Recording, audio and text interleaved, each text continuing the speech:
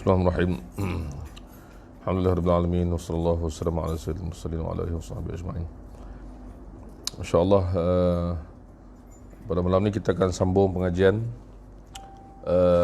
Sahih Bukhari dan juga Al-Adab Al-Mufrad. Kedua-duanya adalah karya imam yang terkenal, Imam Muhammad bin Ismail Al-Bukhari rahimahullah, yang meninggal pada tahun 256 Hijrah. Jadi pada asalnya kita ada kelas adab mufrad saja, tapi bila kita melihat masa kita ada dan kitab pula banyak, masa tu sikit, jadi kita baca dua kitab lah. Dan kedua-duanya daripada pengarang yang sama, iaitu Imam Al-Bukhari rahimahullah. Baik, kita mula dengan hadis dengan Sahih Bukhari dulu insya-Allah.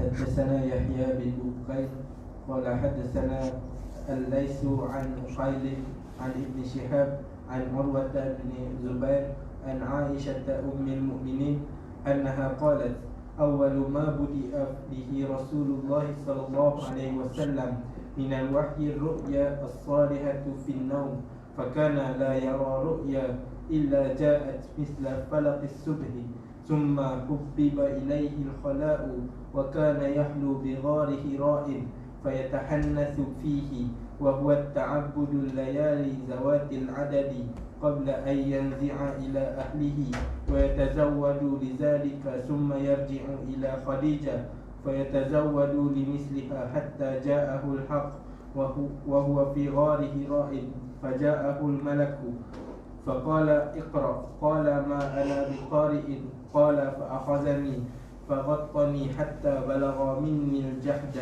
ثم أرسلني فقال اقرأ، قلت ما أنا بقارئ، فأخذني فغطني الثانية حتى بلغ مني الجحد، ثم أرسلني فقال اقرأ، فقلت ما أنا بقارئ، فأخذني فغطني الثالثة، ثم أرسلني فقال اقرأ باسم ربك الذي خلق الإنسان من علق، اقرأ وربك الأكرم.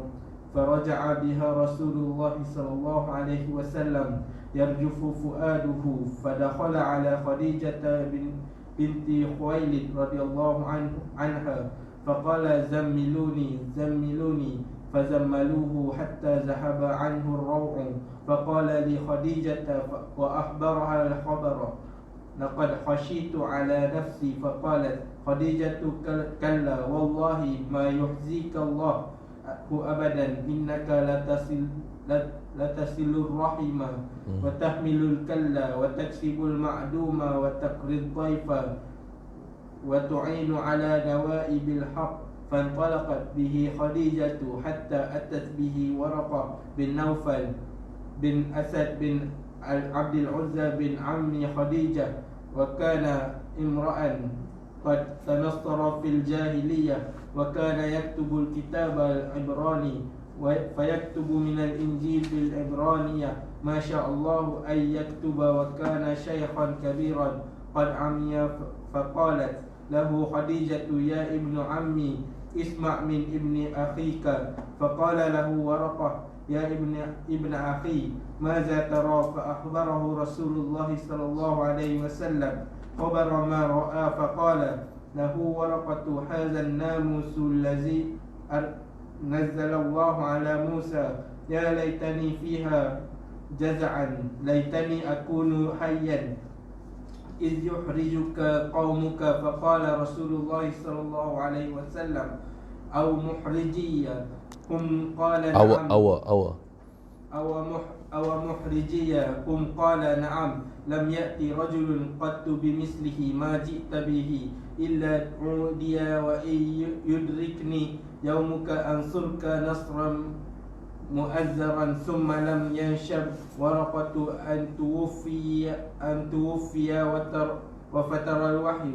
قال ابن شهاب وأخبرني أبو سلمة بن عبد الرحمن أن جابر بن عبد الله الأنصاري قال وهو يحدث عن فترة الوحي فقال في حديثه بين أنا أمشي إذ سمعت صوتا من السماء فرفعت بصري فإذا الملك الذي جاءني بهراء جالس على كرسي بين السماء والأرض فرعبت منه فرجعت فقلت زملوني زملوني فأنزل الله تعالى يا أيها المدثر قم فأنذر إلى قوله والرجز فاهجر فحمي الوحي وتتابع. Dalam Sahih Bukhari tu dia warrijza, sebab dia bukan qiraat Hafs. Warrijza.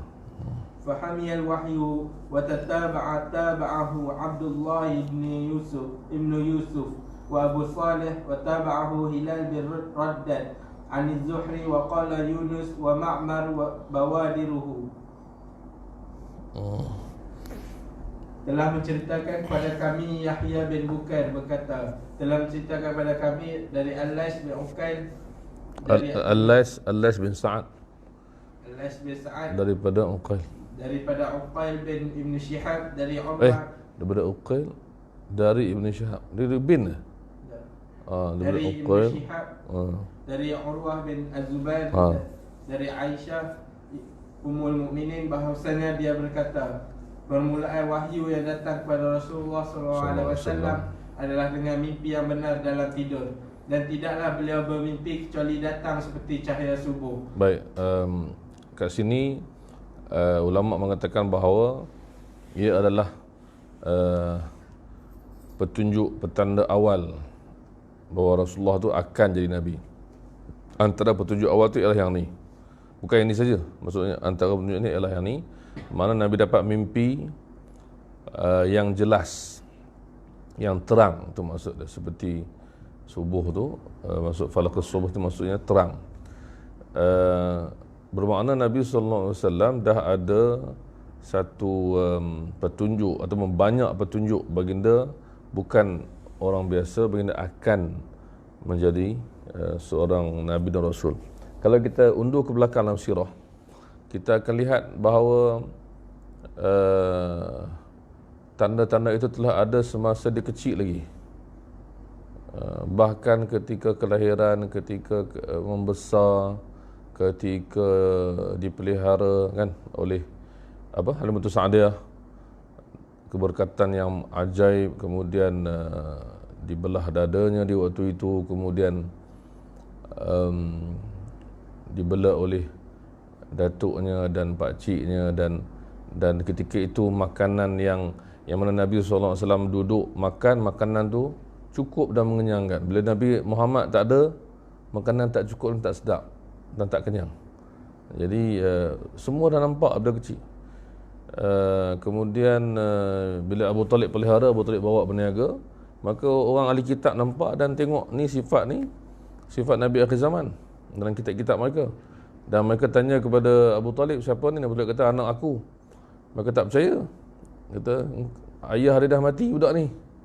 Ini bukan anak kau. Dia kata, betul, ini bukan anak saya cuma nak lindungi dia. Maka rahib tu atau pendeta tu dia kata, baliklah ke Mekah. Aku bimbang ada Yahudi yang akan bunuh anak ini. Mana mereka dah apa? Diam-diam cari nak bunuh. Dia pun tak suka Nabi pada orang Arab kan. Kemudian lepas tu nampak lagi tanda dia. Kemudian ini tanda-tanda sebegini. Dan batu memberi salam, pokok memberi salam. Nabi dengar. Ini sebelum dah berlaku dah.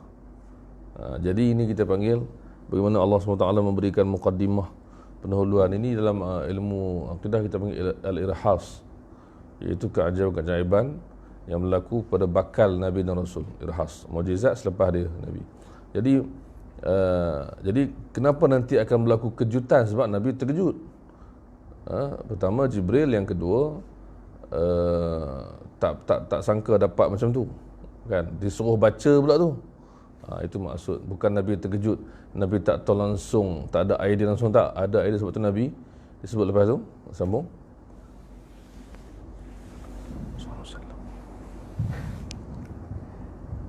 Dan tidaklah beliau bermimpi kecuali datang seperti cahaya subuh. Terang maksudnya.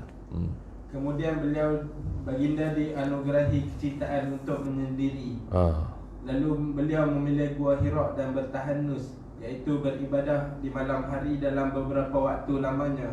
Sebelum kemudian kembali kepada keluarganya untuk mempersiapkan bekal untuk bertahanus kembali. Kemudian baginda menemui Khadijah untuk mempersiapkan bekal. Sampai akhirnya datang Al-Haq saat beliau di Gua Hira. Khadijah binti Khuwailid ni orang pertama masuk Islam. Kan? Khadijah binti Khuwailid yang keturunan Quraisy dan isteri yang mula Nabi kahwini, dan Nabi kahwini sampai dia meninggal, dan dia telah pun berkahwin sebelum Nabi sallallahu alaihi wasallam. Dia telah berkahwin 2 kali. Dan anak-anak dia ni, anak tiri dia, membesar dalam rumah Nabi sallallahu alaihi wasallam. Kemudian di antara anak tiri dia ni yang terkenal, yang menceritakan sifat-sifat baginda dalam kitab Syama'il Muhammadiyah, iaitu Hindun, nama anak lelaki Hindun bin Abi Halah. Hindun tu lelaki, anak Abu Halah, suami Khadijah yang sebelum Nabi SAW. Kedua-duanya mati tak salah saya. Jadi Khadijah telah tua, tapi Allah berikan dia keindahan wajahnya, kesihatan dia dan kekayaan dia, menyebabkan orang Arab memuji dan mengagungkan Khadijah. Ibarat katanya tak ada yang sesuai kahwin dengan dia melainkan manusia seperti Nabi Muhammad SAW. Dan ini sebelum kenabian. Kita tahu kisah dia. Kemudian kehebatan dia ialah bila selepas lebih kurang 15 tahun berkahwin, maka datanglah wahyu ni. Di sini mula kehebatan dia. Kehebatan dia kita akan lihat kejap lagi bagaimana dia menenangkan Nabi SAW dan bercakap dengan ucapan yang hebat, yang menjadi satu panduan untuk setiap pendakwah dan juga umat Islam. Kehebatan yang kedua ialah bagaimana dia dapat jaga keluarga dia dalam masa orang benci. Dia dah hidup lama, orang puji, orang sanjung, kan, semua orang hormat. Lepas 15 tahun berkahwin, datang wahyu, Nabi jadi Rasul, orang mula marah, benci, kutuk, fitnah. Jadi ini yang Nabi sayang bila Nabi sebut dalam hadis yang lain bahawa dia beriman ketika orang tidak, dan dia yang memberikan hartanya ketika orang lain tak beri. Itu dan dia dan ramai anak Nabi, hampir ke semua anak Nabi SAW datang daripada dia, kecuali Ibrahim datang daripada Maria. Baik. Kemudian ini yang cerita ni Aisyah, satu lagi benda yang menarik. Aisyah cerita benda yang dia tak nampak, kan, bukan masa dia. Betul tak, kan? Aisyah, makna dia cerita yang diceritakan ni Aisyah tak nampak pun, kan, tapi dia cerita juga. Jadi macam mana berlaku? Kata sebagai ulama ada lebih kurang dua cara dia berlaku. Pertama, Aisyah diceritakan kepada dia oleh sahabat yang lain, dia tak ada masalah, kan. Yang kedua, cerita tu diceritakan balik oleh Nabi SAW kepada sahabat tu. So tu kadang-kadang kita tengok Ibnu Abbas dalam bab pertama Sahih Bukhari, kita akan jumpa Ibnu Abbas yang kecil tu, yang mana ketika Nabi wafat dia baru 13 tahun. Dia boleh cerita zaman permulaan wahyu macam Aisyah juga. Maka Imam Ibn Hajar ulas dalam Fathul Bari, melibatkan bab pertama juga, nanti kita akan jumpa, bahawa ia diterima dan ia berlaku sama ada didengari bersahabat lain atau Nabi SAW cerita balik kat dia. So itu tak ada masalah. Ini dipanggil, istilah dia adalah mursal sahabi, mursal sahabat. Maksud sahabat tu cerita yang dia tak dengar daripada Nabi atau dia tak tahu, dia cerita melalui orang lain, dia terus cerita. Maka mursal sahabi, ulama terima. Baik. Maka Aisyah cerita lagi di Gua Hira tu. sampai akhirnya datang Al-Haq saat beliau di Gua Hira. Malaikat datang seraya berkata, bacalah. Malaikat Jibril. Beliau menjawab, aku tidak boleh membaca. Nabi SAW menjelaskan, maka malaikat itu memegangku dan memelukku sangat kuat, kemudian melepaskanku dan berkata lagi, bacalah. Baginda menjawab, aku tidak boleh membaca. Maka malaikat itu memegangku dan memelukku dengan sangat kuat, kemudian melepaskanku dan berkata lagi, bacalah. Beliau menjawab, aku tidak boleh membaca. Malaikat itu memegangku kembali dan memelukku untuk ketiga kalinya dengan sangat kuat, lalu melepaskanku dan berkata lagi, bacalah dengan menyebut nama Tuhanmu yang menciptakan. Dia telah menciptakan manusia dari segumpal darah. Bacalah dengan dan Tuhanmu yang Maha Pemurah. Nabi SAW. Jadi yang ni kita panggil 3 kali. Macam-macam lah ulama huraian hikmah 3 kali. Di antaranya ialah disebutkan bahawa Nabi SAW pada awalnya pada dua yang pertama tu, Iqra' dan ma ana biqari'. Dua pertama tu kata ulama Nabi menafikan, tak mampu dan tak boleh. Tapi yang ketiga tu ada sebagai riwayat yang dalam luar Sahih Bukhari dan disebut oleh Imam Ibn Hajar juga, menunjukkan bahawa ialah lebih kepada apa soalan, apa yang saya nak baca. Ada sebuah riwayat mengatakan begitu, menghuraikan, menjelaskan maksud tu. Maka daripada awal, kemudian kedua, kemudian ketiga, jadi itu berperingkat dan akhirnya Nabi SAW yang tak boleh membaca dan menulis, maka baginda dapat membaca. Dan ayat inilah ayat pertama diturunkan, Iqra' bismi rabbikal ladzi khalaq, surah Al-Alaq. Dan ada hikmah banyak juga ulama huraikan, di antaranya ialah soal Iqra', ilmu juga.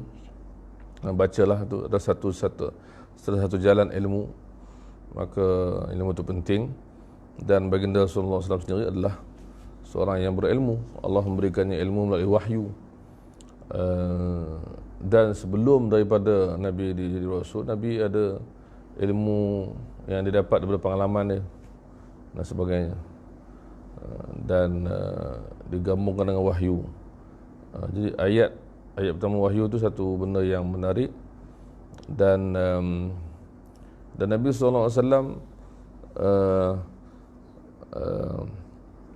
mendidik kita. Satu lagi benda ialah, ulama mengatakan bahawa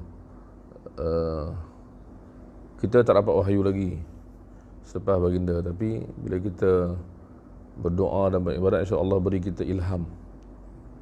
Ilham ni yang ada dalam kisah yang Nabi sebut, ada di kalangan umatku yang mendapat ilham, kan. Kemudian Nabi juga sebut mimpi yang benar itu sebahagian daripada kenabian. Maksudnya macam Nabi, tapi bukan Nabi. Tapi mimpi yang benar tu Nabi bermimpi juga. Kemudian ilham ni macam yang dapat kepada mak Nabi Musa ketika dia campakkan anak dia tu. Ilham juga dapat kepada apa ni, kepada yang lain-lain. Jadi bukan semestinya seorang tu dia bukan Nabi, dia tak dapat ilham. Jadi kita ditunjukkan bagaimana Nabi berdoa dulu, ibadat dulu, maka dengan ibadat tu dapat wahyu. Masa ulama kaitkan begitu, tu maksud dia. Baik. Kemudian Nabi SAW kembali kepada keluarganya dengan membawa kalimat wahyu itu dalam keadaan gelisah. Gelisah, gementar, terkejut, itu maksud, sebab tak pernah jumpa, tak pernah dapat wahyu.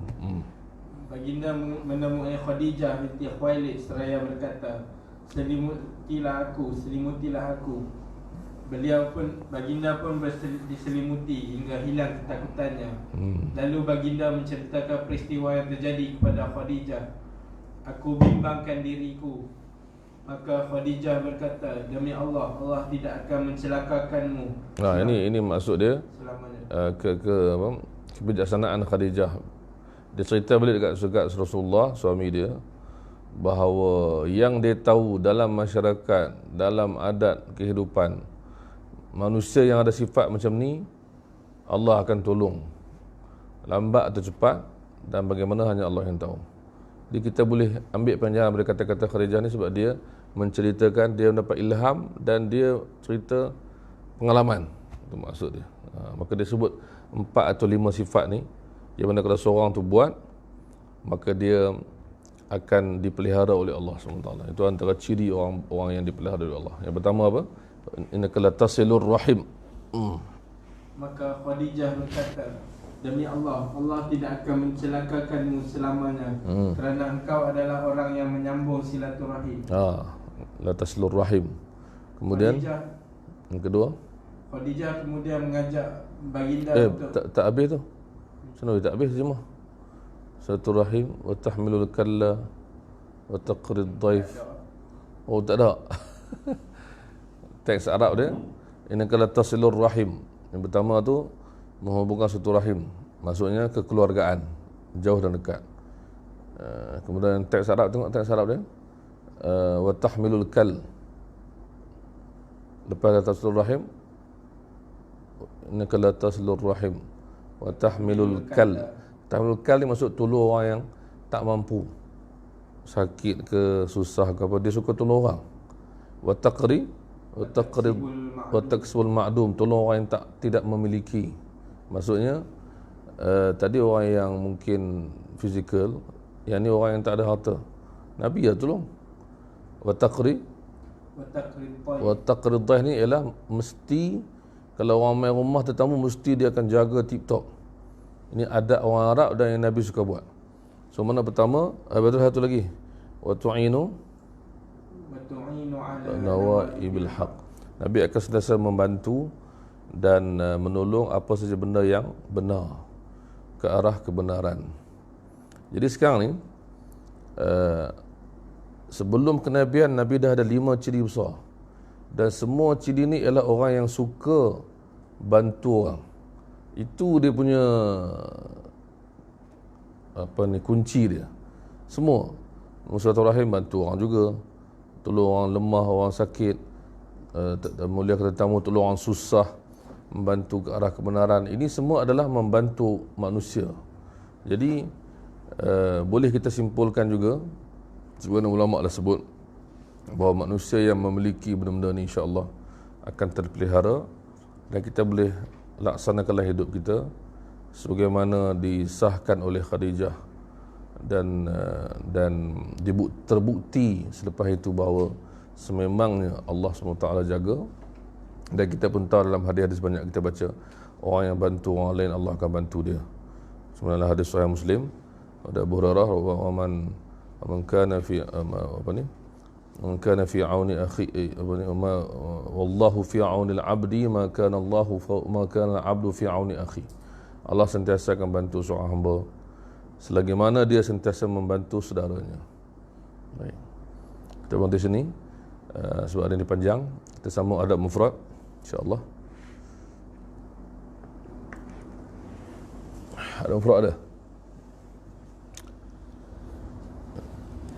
An-Nasr bab 99 hadis 195 betul. Hadatsana Ibrahim bin Musa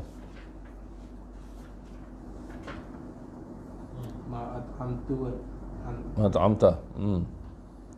Hadatsana Ibrahim bin Musa qala akhbarana Baqiyah qala akhbarani Abu Hayr bin Sa'id an Khalid bin Ma'dan an al-Miqdam.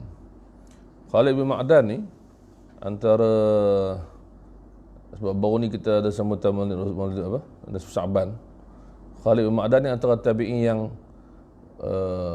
keluar ke masjid buat ibadat memuliakan malam Nisfu Sya'ban. Itu antara nama tabi'in yang keluar yang saya teringat. Disebut oleh Imam Ibn Rajab Al-Hanbali dalam kitab Lataiful Ma'arif, disebut oleh ulama-ulama lain. Diakui oleh ulama yang keras melarang sambutan Maulid Rasul, mereka akui Khalid bin Ma'dan dan sebagainya ni ada yang memuliakan malam Nisfu Sya'ban. Baik, Anil Miqdam, dan sahabat Nabi, nahu sami'a Nabi sallallahu alaihi wasallam yaqul. Baik, hadis dia, ma at'amta nafsaka fa huwa sadaqah wa ma at'amta waladaka wa zawjataka wa khadimaka fa huwa sadaqah. Ini kita panggil Islam, Allah Maha Pengasih, Maha luas rahmat dia. Semua yang kita buat walaupun duniawi, bila kita buat dengan betul, sama ada niat atau perbuatan dia, kita akan dapat pahala. Di sini seorang ketua keluarga akan mencari rezeki, nafkah untuk keluarga dia. Maka Rasulullah sebut dalam hadis, ma at'amta nafsaka, apa yang kau cari rezeki dan kau bagi makan diri kau sendiri pun dapat pahala. Maknanya kita kerja dan kita beli benda untuk diri kita pun dapat pahala juga. Jadi apatah lagi yang lain seperti anak, isteri dan khadam di sini. Jadi sebagaimana tuan itu dituntut untuk memuliakan khadam dia, Nabi juga sebut bahawa apa yang dia bagi makan tu sebenarnya setiap tu jadi pahala untuk dia. Jadi tak ada langsung rugi kat mana-mana seorang tuan memberi makan kepada khadam dia. Kita masih dalam bab hamba, sebanyak hadis lah. Tapi kita boleh ambil pengajaran daripada hadis ni untuk kita sedar Allah berikan pahala yang luas. Baik, hadis lepas tu kita baca dia punya makna nanti. Ana baca dulu hadis dia. Anda baca makna dia. Hadatsana Musaddad qala hadatsana Hammad bin Zaid an Asim bin Bahdalah. Asim bin Bahdalah ni Imam Asim lah yang qiraat tu. Imam Asim. An Abi Salih an Abi Hurairah annahu qala qala Rasulullah sallallahu alaihi wasallam khairu sadaqati ma baqqa ghina wal yadul ulya khairun min al yadi sufla wabda biman ta'ul taqulu imra'atuk anfiq alayya aw talliqni wa yaqulu mamlukuk anfiq alayya aw bi'ni wa yaqulu waladuk ila man takiluna.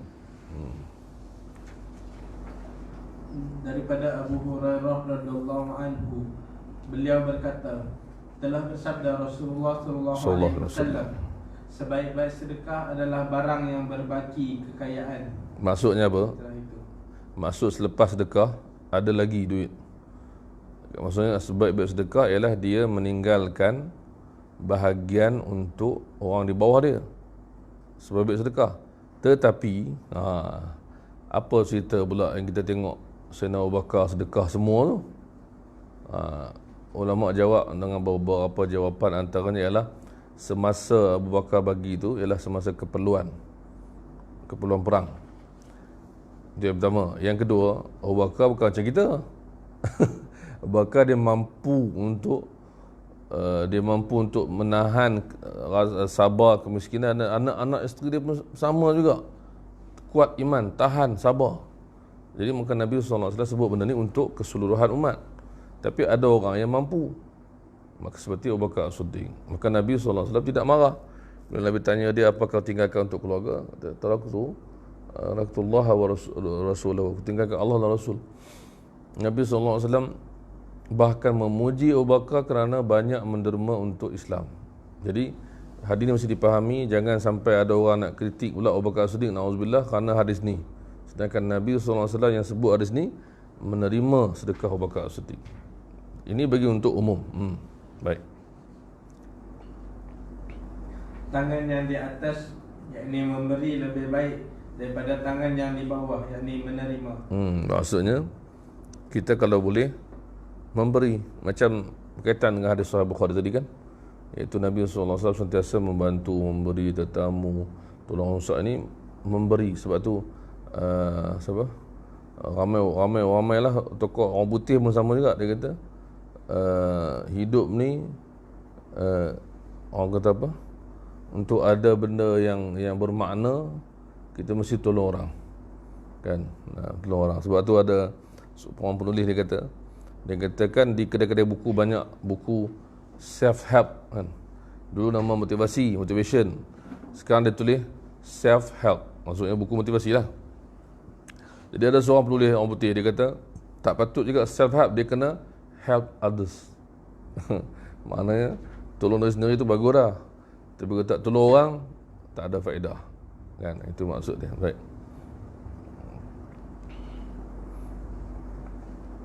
Mulailah dengan orang yang di sekelilingmu. Di sekelilingmu ni ta'ul maksudnya sebenarnya yang lebih tepat ialah orang yang di bawah tanggunganmu.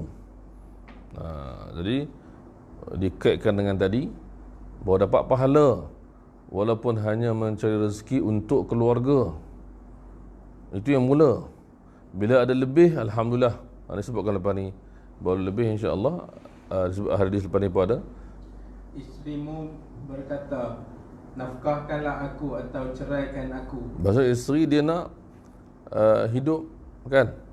Perlu beri nafkah pada dia. Kalau tak ada harta, tak ada yang tak ada makanan, macam mana? Maksudnya sama ada jaga dia elok atau tak dapat ceraikan dia supaya dia boleh dijaga oleh ayahnya atau orang lain. Anak ni hamba yang kau miliki berkata, nafkahkanlah ke atasku atau juallah aku dan anakmu berkata, kepada siapa engkau serahkan kami? Maksudnya semua orang di bawah tanggungan seseorang itu, kalau dia ada tanggungan lah, adalah tempat untuk dia memberi. Jangan dia hanya fikir memberi kepada orang luar, maka memberi kepada keluarga dia juga dapat pahala, termasuk khadam dia. Ini poin yang boleh buat di sini, iaitu khadam. Tak ni mic ni buka. Baik. Kemudian habis tu kita ambil satu lagi hadis bawah tu. Bab ni ada berapa hadis? Okey, cantik.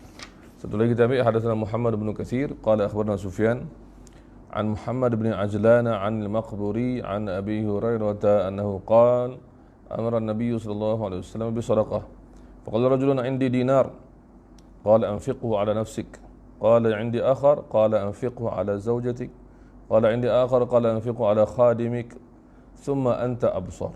Ini cantik, satu pesanan yang cantik.